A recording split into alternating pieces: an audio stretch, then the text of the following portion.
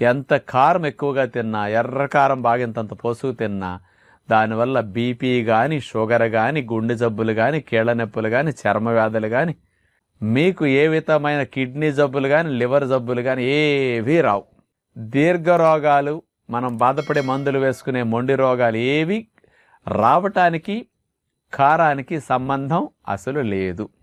మరి ఇది వినేసరికి బాగా ఎర్రకారం బాగా వాడి ఎర్రెర్రగా తినేవారికి చాలా సంతోషంగా అనిపిస్తుంది. ఇంత మంచి విషయం విన్నాం కదా అని. ఇది యథార్థము. అసలు కారానికి జబ్బులు కలిగించే గుణం అట్లాంటిది లేదండి. ఎర్రకారం ఎక్కువగా వాడటం వల్ల ఇబ్బంది ఏమిటంటే మంటగా ఉంటుంది కదా నోట్లో పెట్టుకునేసరికి. వాళ్ళకి కొన్ని రోజులు తినేసరికి ఆ మంట అలవాటు అయిపోతుంది.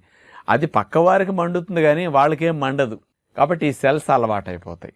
ఏదైనా ఎక్కువైతే తినేటప్పుడు కారానికి నోట్లో లాలాజలం వస్తుంది, కొంచెం కళ్ళమ్మట నీళ్లు, ముక్కమ్మట నీళ్లు